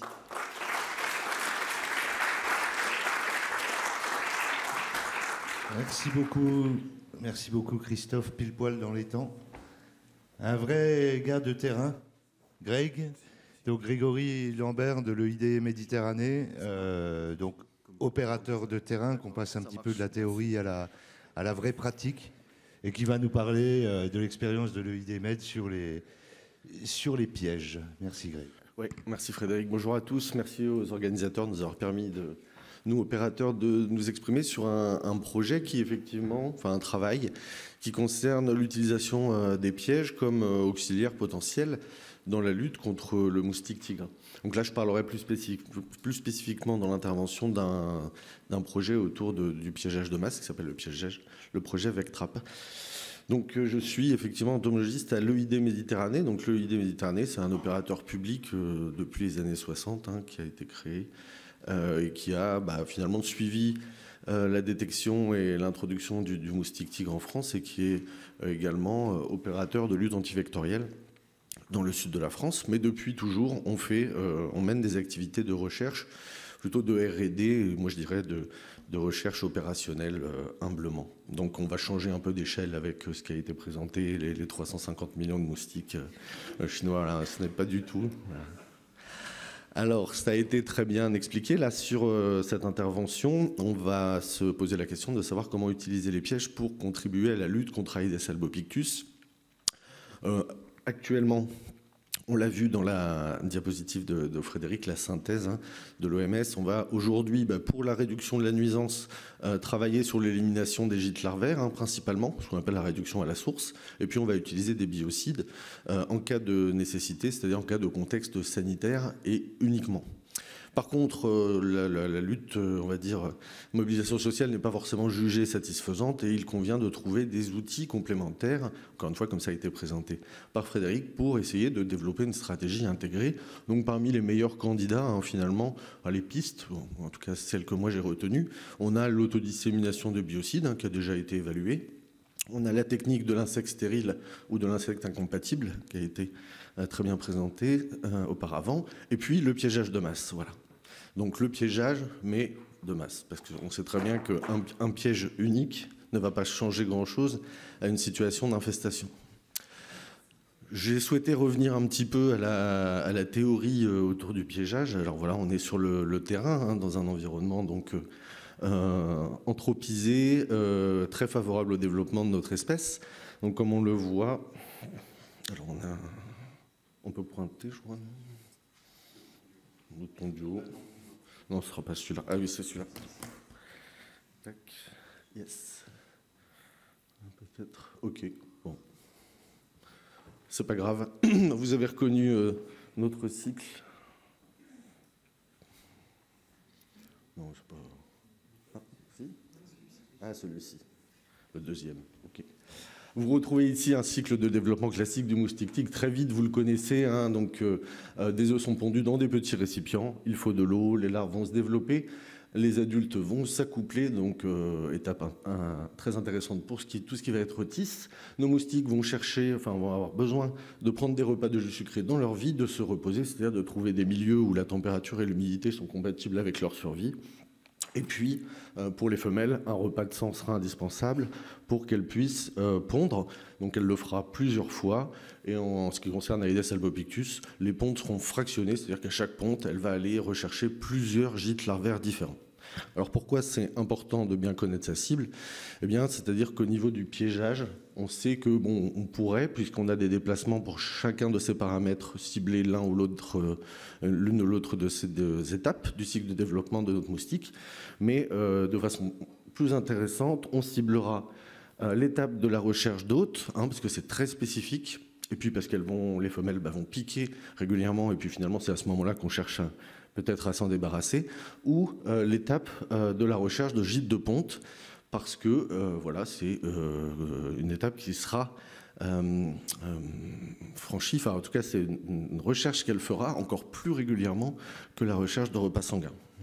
Tout ça pour dire quoi ? Pour dire que si on théorise un petit peu les piégeages, si on veut une capture efficace, eh bien on va capturer, en fait, on ne capturera jamais tous les moustiques, on va capturer des moustiques qui sont présents dans le milieu en activité de recherche d'un de ces paramètres, c'est-à-dire un hôte ou un gîte larvaire, et tout ça sera dépendant, l'efficacité de la capture, du nombre de cibles disponibles. C'est-à-dire que si vous avez 10 moustiques qui cherchent à piquer parmi 100 personnes, bien sûr, si vous mettez un piège à côté, il ne sera pas du tout efficace. Vous avez compris. Tout ça, ce sera également démultiplié par le facteur temps. Plus le piégeage sera long et plus on va capturer beaucoup de moustiques. Donc, toujours pour finir sur la théorie, pour avoir une capture conséquente, soit c'est parce qu'il y a beaucoup de moustiques, soit parce qu'on a un attractif avec une très forte spécificité, c'est-à-dire qu'il va déclencher un signal d'attraction qui est très fort chez le moustique, qu'il va chercher à remonter, et si possible sur un rayon d'action qui est très fort. La capture sera d'autant plus efficace, on l'a vu juste avant, que la compétition avec des milieux ou des hôtes naturels sera faible. Les freins sont les mêmes, à l'inverse, des attractifs faibles, des rayons d'action faibles, une forte compétition, mais également la capacité de déplacement de l'espèce, puisqu'on peut mettre un signal à 4 km, si le moustique ne se déplace pas beaucoup, de toute façon, il ne le remontera pas, et c'est bien le problème pour le moustique tigre, c'est que dans tous les cas, on est face à une espèce qui ne va pas se déplacer beaucoup, peut-être 50 ou 100 mètres pour ces étapes. Pour finir sur la théorie, si on veut avoir une capture qui permette de réduire la nuisance ou le risque vectoriel, il faudra de toute façon capturer plus de moustiques qu'on en produit. Vous voyez venir un peu sur la stratégie intégrée. Et on est face à des animaux qui sont des stratèges R, donc avec des femelles qui sont capables, enfin des populations qui sont capables de se multiplier par jusqu'à 200 en 15 jours. Donc il faudra pas en rater. Voilà où je voulais en venir pour la théorie sur le piégeage. Donc le projet VecTrap, c'est un projet qui a été monté par l'OID et financé par l'ANSES, qui a commencé en 2021, qui cherche à évaluer une stratégie de piégeage de masse et voir dans quelle mesure on pourra avoir un gain en termes de nuisance ou de risque vectoriel. Frédéric l'a bien expliqué auparavant. Ce qui est important, c'est vraiment d'avoir une évaluation scientifique robuste et indépendante sur l'efficacité de ces pièges. Nous, on se met en conditions réelles, en conditions opérationnelles, c'est-à-dire on travaille pour une collectivité ou une commune. Donc évidemment, ce qu'il faut, c'est que le piégeage de masse mobilise des outils qui soient existants et que la stratégie ait un rapport coût-efficacité qui soit favorable. On sait également que pour limiter les coûts, la gestion doit se faire de toute façon par les résidents ou par les habitants. Donc parmi le panel de pièges commercialisés qui existent, eh bien, on a retenu donc des pièges dits à oviposition ou à femelles gravides, ce sont des pièges donc, qui miment des gîtes de pontes artificielles, ou des pièges à dioxyde de carbone, donc qui sont des mimétiques d'hôtes. En l'occurrence, on va utiliser les deux. Dans tous les cas, je tenais à le préciser, parce qu'ici vous avez des informations que vous retrouvez sur la brochure des pièges à moustiques de l'EID qui est accessible ici.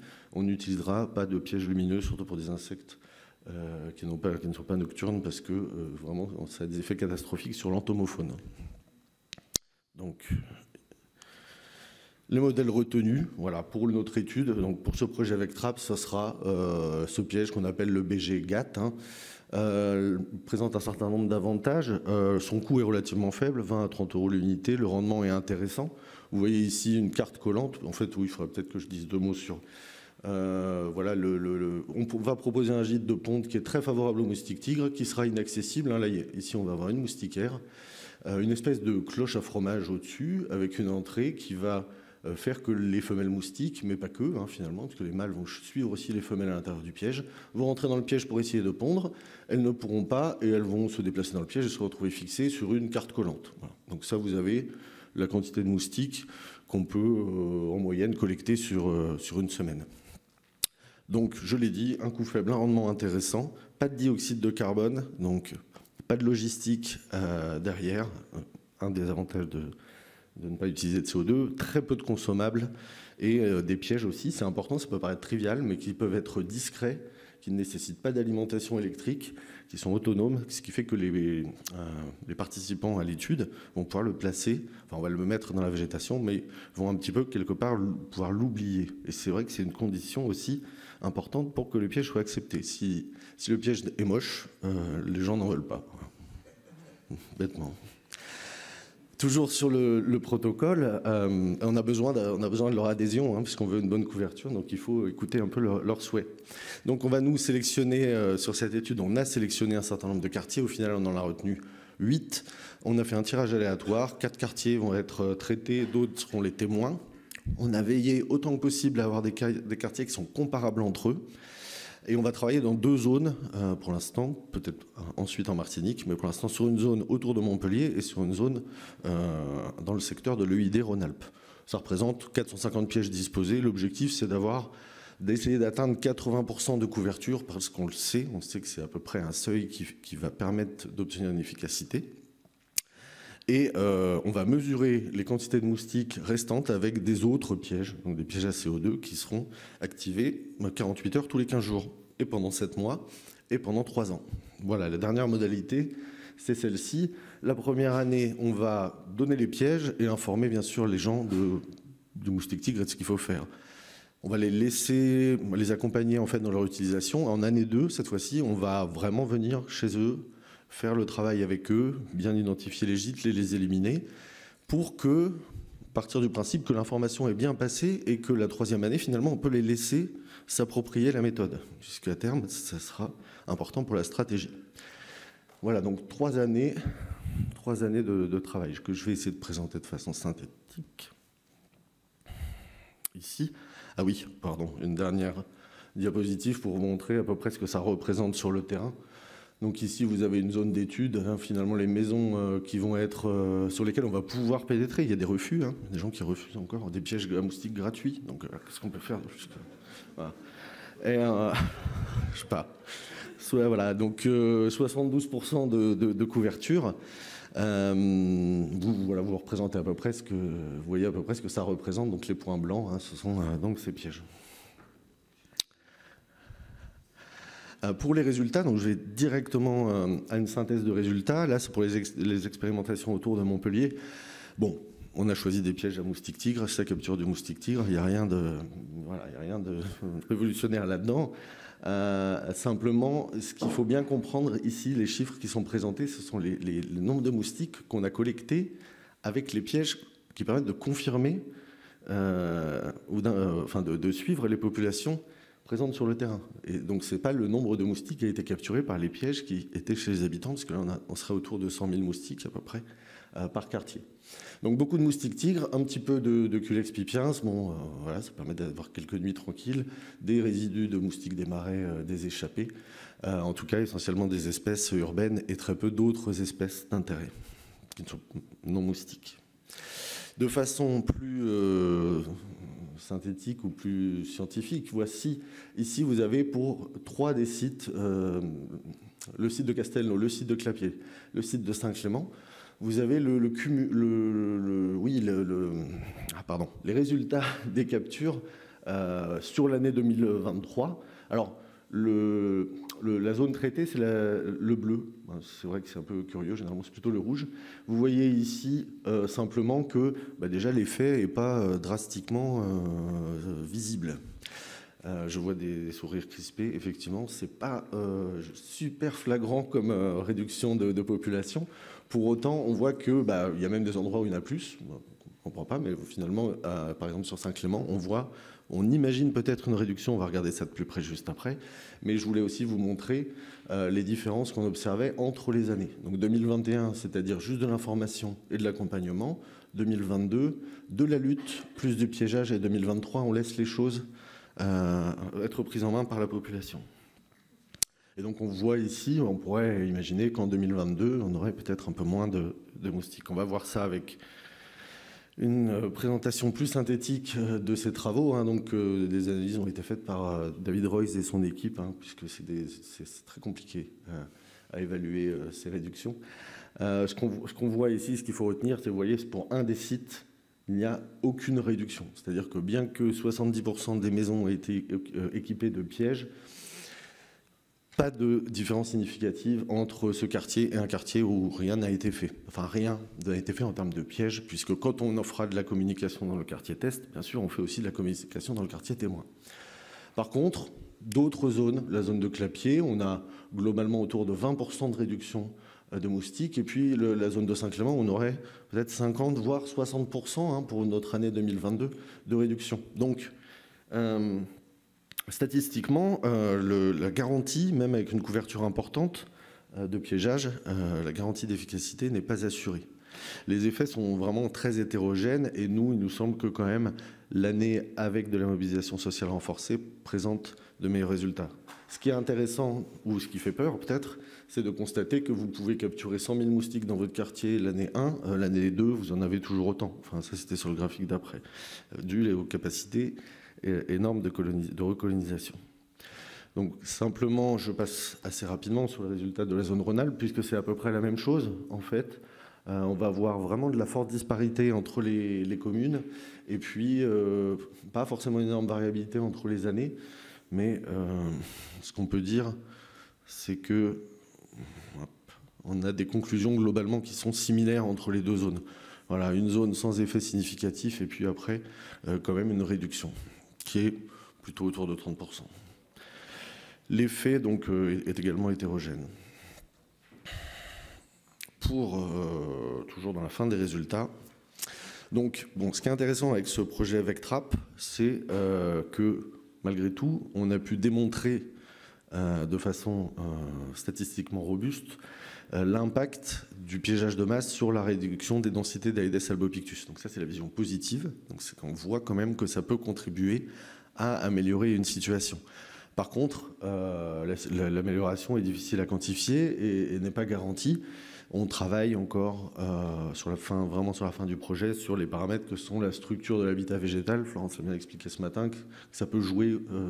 Donc on essaie d'analyser ça de façon un peu spatiale. Les surfaces couvertes aussi, peut-être qu'on a des disparités entre les quartiers parce que on a de la recolonisation par l'extérieur. Alors ça, c'est étudié.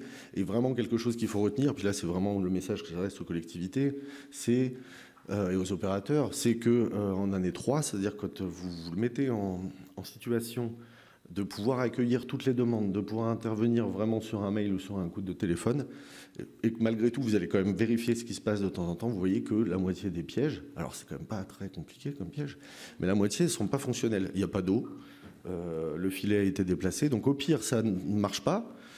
Et au pire du pire même, non, au pire du pire, ça pourrait éventuellement aussi produire des moustiques. Donc c'est vraiment très important, si vous souhaitez mettre en place une stratégie de lutte, de bien choisir vos pièges, puisque ceux-ci sont quand même assez sécurisés, et d'accompagner la démarche. Voilà. Donc je conclus, voilà, ça peut être un auxiliaire de lutte, le piégeage de masse, mais c'est pas si évident. On ne comprend pas encore exactement les facteurs qui régissent son efficacité, mais bien sûr, on le sait, on l'a vu dès les premières diapositives, moins on aura de gîtes larvaires et plus on sera efficace. Donc de toute façon, de la mobilisation sociale, il faut en faire, il faut la maintenir, et c'est pas parce qu'on offre des pièges qu'on ne demande pas d'autre travail en parallèle. C'est vraiment quelque chose qui se combine. Je tiens à préciser que l'impact sur la réduction de la nuisance reste à évaluer, puisque, alors merci Christophe d'avoir sorti la formule de la capacité vectorielle, j'aurais pas osé le faire là, mais on voit que ça va jouer, le taux de piqûre. Là, on réduit le nombre de moustiques. C'est pas parce qu'on réduit le nombre de moustiques qu'on réduit le taux de piqûre. Si vous avez 150 moustiques dans votre jardin, qu'au bout de 15 piqûres, vous rentrez, vous trouvez la situation intolérable. Si on passe de 150 à 100, vous rentrerez toujours au bout de 15 piqûres parce que la situation est intolérable. Donc, la diminution du nombre de moustiques est un paramètre qui peut réduire, bien sûr, le risque vectoriel, mais aussi la nuisance. La nuisance, c'est aussi des facteurs autres, des facteurs plus de perception. Voilà, une couverture importante est nécessaire et il faut accompagner la démarche. Voilà, je tiens vraiment à conclure sur le point que ça, c'est une étude qui a fonctionné pour la zone Rhône-Alpes, pour la zone Méditerranée. Par exemple, il y a quelque chose qui a été publié en Floride il y a quelques jours avec des pièges du même type, avec 5 à 6 pièges par jardin. On est en Floride, climat très différent, beaucoup de pluie, pas d'efficacité. La population contente, par contre. Alors, peut-être qu'il faudrait qu'on travaille en Floride, ce serait peut-être plus simple, mais voilà. Donc, bon, voilà, ce n'est pas si simple. Et il nous reste à étudier l'impact, possiblement contre Aedes aegypti, mais on pense qu'effectivement, c'est un peu mal parti pour cela. Voilà. Je remercie. Alors, il y a énormément de gens qui ont travaillé sur ce projet, puisque, bien sûr, on avait plusieurs partenaires, le HESP, MIVEGEC, l'EID Rhône-Alpes, le CEDRE de Martinique, et même à l'EID, c'est un travail de terrain qui est très conséquent. Et donc, je remercie toutes les personnes qui ont contribué, l'ANSES pour avoir financé, et puis les communes qui sont réceptives et volontaires pour participer à ces travaux. Voilà, merci à tous.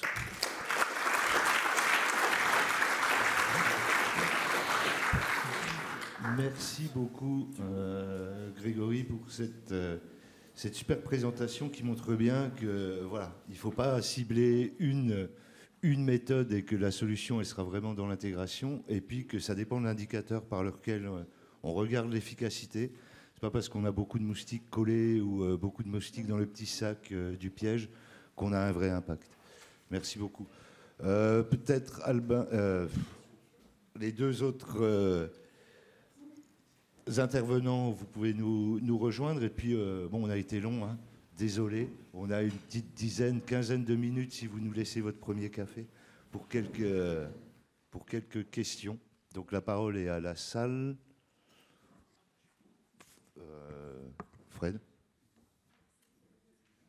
Oui, donc je suis Frédéric Thomas, chercheur au CNRS au MIVEGEC. Donc j'ai une première question pour Grégory. Je me fais un petit peu l'avocat du diable. Ça a l'air d'être tellement variable en efficacité. Est-ce qu'on pourrait même presque dire qu'il y a zéro efficacité et que c'est un tout autre facteur qui explique les résultats? C'est bon? Allô? Oui. Alors, on peut légitimement se poser la question. Mais vraisemblablement, non. On a quand même une amélioration réelle.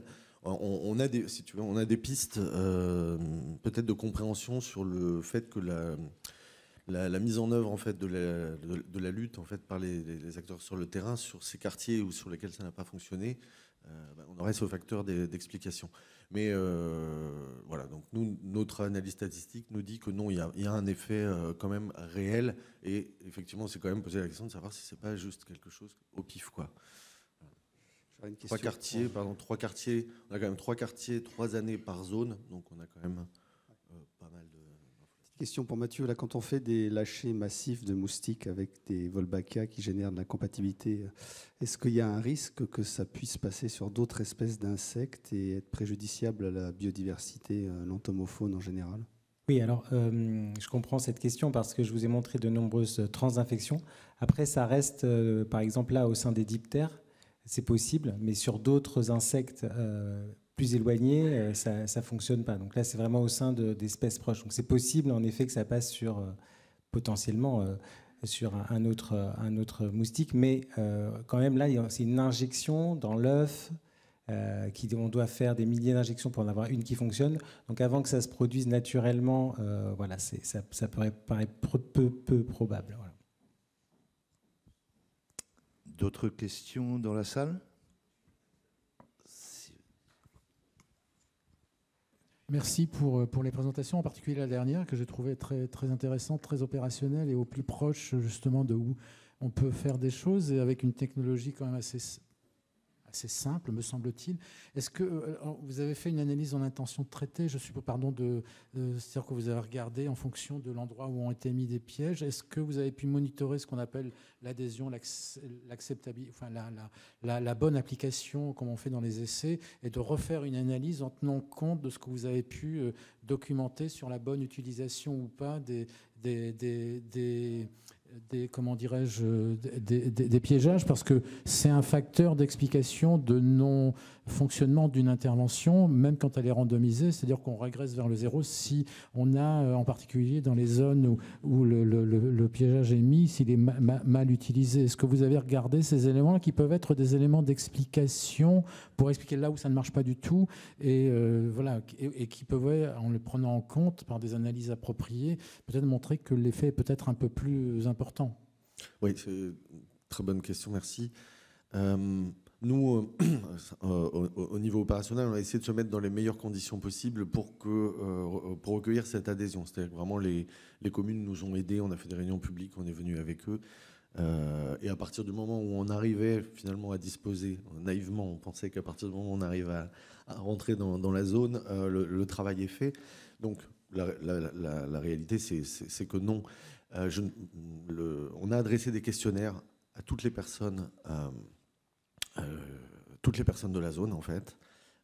Cette analyse elle est en cours de finalisation par le HESP, donc je ne pourrais pas répondre sur ce point, sachant que même le fait que simplement on ait du mal à recevoir ensuite les questionnaires, c'est peut-être déjà un paramètre de la diminution de l'adhésion de la population. Il y avait une autre question? Oui. Je rajoute simplement le fait qu'on a proposé des pièges, proposé une solution sans effet ressenti réel. Il y a un abandon des personnes de la technique. Il y a un désintérêt sur la technique.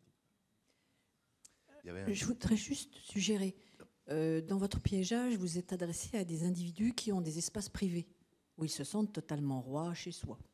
Est-ce que la même éventualité est possible avec les communes complaisantes sur l'espace public, et je pense en particulier aux espaces de centre-ville, où il y a énormément de monde, des commerces, des terrasses, où l'aspect migratoire des gens et l'aspect station commerciale est important, les espaces verts, les zones de dépôt d'ordures avec les concentrations de poubelles communales, ça aussi, ça peut être un facteur de gîte larvaire. Enfin, est-ce que ce serait possible d'envisager un piégeage dans ces zones où effectivement il n'y aurait pas l'hétérogénéité de chaque individu régnant chez soi? Ok. Nous, ce qu'on constate en moyenne, globalement, en termes de production, pour les communes qui ne sont pas exemplaires, finalement, on a 20% de production de moustiques sur le domaine public qui sont liés à des avoirs pluviaux, des coffrets techniques ou d'autres gîtes tels que vous les proposez. En théorie, ces gîtes doivent être traités. Nous, dans nos zones d'études, on s'est assuré que ceux-ci ne produisaient pas. Donc toute la production a été assurée par les particuliers. Mais le gros de la production est quand même fait sur le domaine privé. Le problème qu'on va avoir avec du piégeage à distance, c'est que simplement, enfin, je veux dire très simplement, les moustiques d'un jardin finalement vont pas aller se faire piéger dans la rue. Donc finalement, au mieux, on va limiter la production, les 20% de production, mais le problème va rester. Et puis l'exposition, en tout cas des des personnes restera forte. Pour autant, mettre en place du piégeage, en tout cas c'est le rôle de la commune d'essayer d'être le plus vertueuse possible si elle veut recueillir l'adhésion de sa population également. Donc si elle ne peut pas traiter les gîtes, certaines communes, oui, envisagent, comme à Castelnau, sur une initiative de la commune, de piéger sur du domaine public. Là, ça peut être aussi intéressant puisque on sait que dans la conception que chacun se fait de la nuisance, il y a un effet psychologique. C'est-à-dire que, vous l'avez vu, on en a parlé pour la Floride, pas d'effet, mais la population est contente. C'est un peu trivial, mais vous prenez une application ultrason anti-moustique avec 75% d'évaluation positive, alors qu'on sait très bien que ça ne fonctionne pas du tout. Bon, c'est peut-être des choses qui ont été achetées, mais on sait que simplement le fait de se préoccuper du problème, même si on n'a pas forcément les résultats en réduction du nombre de moustiques, ça aussi apporte de la satisfaction à la population. Donc ça peut être quelque chose de complémentaire, on va dire. Merci. On avait une dernière question par là-bas, et puis... Oui, bonjour. Merci à tous pour votre présentation. Antoine Trigot, Société Hermosa. C'est encore une question pour Monsieur Lambert. En fait, je me demandais un peu naïvement comment un piège de type gîte de ponte pouvait être sélectif sur Albopictus. Oui, c'est une bonne question. C'est que, vous l'avez vu, en termes d'espèces, on peut avoir de la variabilité, mais le moustique tigre, lui, c'est ce qui a fait sa victoire finalement. Hein. C'est qu'il s'installe dans des petits gîtes urbains, anthropiques. Et c'est parce que justement, il n'y a pas vraiment, en tout cas dans l'Hexagone, d'espèces qui la colonisent et qui sont très compétitives, qu'il a pu vraiment atteindre son maximum de développement. On va trouver quand même possiblement des Culex pipiens dedans. Simplement, l'espèce Culex pipiens, sans être trop technique, pour la surface de l'eau, elle va mettre un peu plus de temps en fait à coloniser le milieu qu'Albopictus, pour lequel il va simplement falloir une élévation du niveau d'eau. Donc c'est vraiment cette spécificité de colonisation d'habitat qui nous a permis à la base, déjà dans les années 2000, de le surveiller, parce qu'avec des pièges pondoirs, donc encore de la haute technologie, c'est des seaux noirs de 3 litres avec un petit bout de polystyrène dedans. C'est vrai que, excusez-moi, je rougis un peu là, à côté d'autres techniques, mais ça nous a permis vraiment de travailler sur cette espèce, puisque marginalement, les autres espèces qu'on va retrouver présentent très peu d'intérêt. 90% de la collection, c'est du moustique tigre. On prend une question sur le chat, et puis ensuite Mylène. Il y a 2 thématiques dans le chat, mais on va parler un petit peu. On a des questions sur la résistance, donc ça va vous faire parler un petit peu plus, Christophe et Mathilde. Du coup, on a une question qui est: étant donné la forte pression de sélection due à la mortalité larvaire, quel est le risque que les moustiques évoluent pour devenir résistants aux densovirus ? Et je vais donner également une deuxième question, parce que ce sera un petit peu le pendant, mais pour une autre technique. Dans le cas de la technique de remplacement par Wolbachia, ne pensez-vous pas qu'on risque de sélectionner des virus résistants et que l'interférence aux pathogènes va évoluer, étant donné que l'association Wolbachia-Aedes est récente ? Par exemple, Wolbachia A et B ne bloquent pas les virus chez Albopictus. Oui, alors pour les densovirus, il y a eu assez peu de travaux, mais il y en a eu où ils ont soumis des moustiques à des densovirus pendant plusieurs générations. Il n'y a pas eu d'apparition de résistance, mais ça ne veut pas dire qu'elle n'apparaîtrait pas, puisque on pourrait évidemment s'y attendre, mais il n'y a rien n'a été fait à ce niveau-là. Mathieu ? Alors, pour ce qui est de l'impact de Wolbachia déjà sur Aedes albopictus, c'est pas vrai qu'il n'y a pas d'impact sur l'inhibition virale. Il y a des souches qui ont été montrées comme pouvant inhiber l'inhibition virale si on les rajoute à celles déjà présentes. Et par ailleurs, oui, je suis d'accord que quand on libère, on a introduit des Wolbachia, ils ont fait quelques générations en laboratoire dans Aedes aegypti, on les a introduites. Évidemment, quand on les libère, il y a des dizaines de générations qui vont se produire, les Wolbachia peuvent évoluer.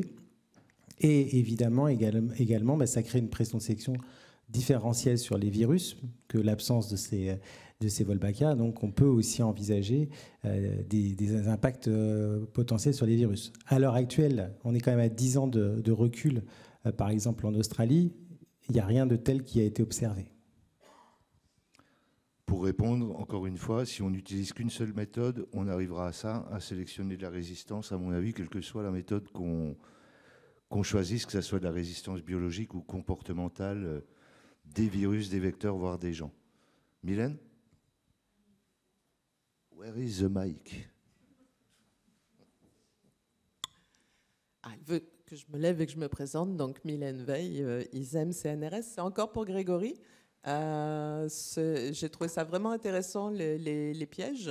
Comment vous avez choisi ce type de piège, sachant qu'à Montpellier, tout le monde se demande quel piège utiliser dans son jardin et que les gens qui utilisent des bonbonnes de gaz ont l'air contents. Donc, est-ce que c'est du placebo? Est-ce que c'est parce qu'ils ont payé cher? Tout ça. Non, c'est une bonne question, je ne l'ai pas trop détaillé. Mais bon, déjà, on va prendre... il faut... Parce que nous, des fois, on crée nos propres pièges. Bon, là, on ne va pas en faire 500. Donc, on prend quelque chose qui existe dans le commerce.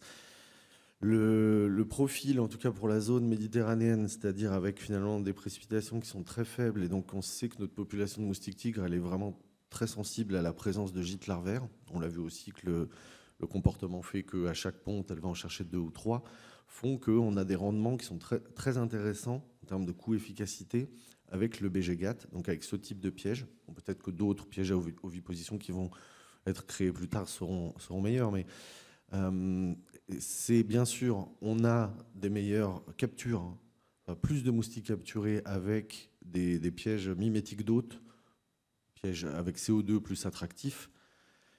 Nous, on s'est quand même mis dans la condition, enfin dans les conditions opérationnelles où finalement la commune qui va gérer ça, qui va proposer ça, on va lui poser la question derrière des attractifs. On a des personnes qui ne vont plus utiliser et on le sait de façon empirique, que des personnes qui utilisent des pièges où il faut changer d'attractif tous les 2 mois, changer de bouteille de gaz toutes les 4 semaines, finalement ne le font pas, ou le feront plus, ou demanderont à la commune de le financer, elle ne pourra pas. Donc, face à un rendement qui est un petit peu inférieur, mais à un coût initial qui est 10 fois moins important presque, et puis surtout un coût de fonctionnement qui est quasiment nul, on s'est penché sur les BG-GAT.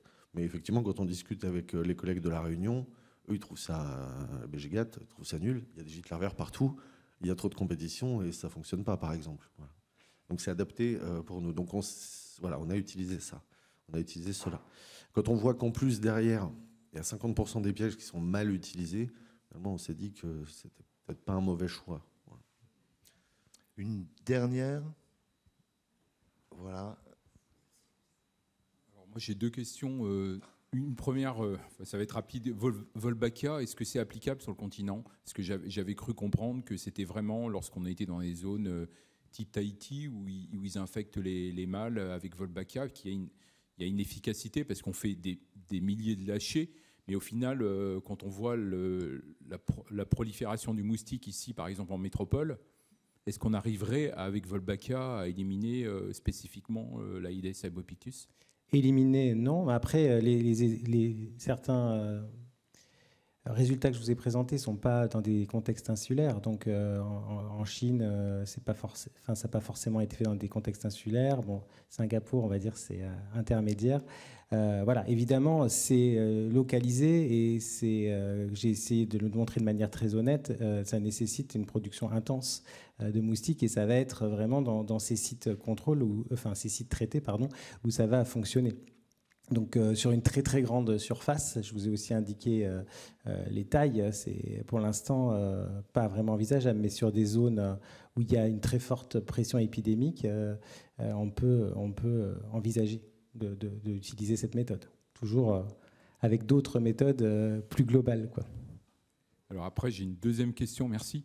Pour Grégory, toujours, j'avais fait la formation EID il y a 2 ans. Et en fait, ma question, c'est qu'aujourd'hui, lorsqu'on nous, on utilise encore les pièges dans les zones colonisées et qui sont un indicateur de présence ou non d'ailleurs, parce que le piège, le moustique, s'il a envie de pondre à côté. La question, c'est est-ce que vous, au niveau de ID, dans le sud, avec votre expérience, vous déclenchez systématiquement, lorsqu'il y a présence à la fois d'un cas humain et présence avérée du moustique, vous déclenchez systématiquement une démoustication liée à la lutte antivectorielle ou pas? Et sinon, est-ce que vous appliquez strictement l'arrêté qui dit on doit traiter parce que ou pas? J'ai vu qu'il y avait un piège. Je vais me défiler. Nous, on est opérateur de LAV pour l'ARS. Donc, c'est l'ARS qui va nous signaler les sites sur lesquels on doit intervenir. On travaille en confiance. Donc, nous, on peut voilà, en cas de présence de moustiques, normalement, la logique derrière, c'est une intervention adulticide. Maintenant, dans des contextes particuliers, comme par exemple un contexte de nécessité de prioriser parce qu'on aurait une épidémie dans la Martinique qui pourrait engorger un système de lutte antivectorielle, on peut envisager de prioriser, voire de mettre de côté. Et pourquoi pas, mais ce ne sera pas à moi d'en prendre la responsabilité, de ne pas faire d'intervention sur un cas. Voilà, je ne peux pas vraiment dire mieux maintenant. C'est assez habile. Le problème, c'est qu'on peut se retrouver des fois à avoir notre OPD, notre opérateur de démoustication embolisé, par rapport à ce qui s'est passé par exemple l'année dernière, et de ne pas pouvoir répondre en temps et en heure.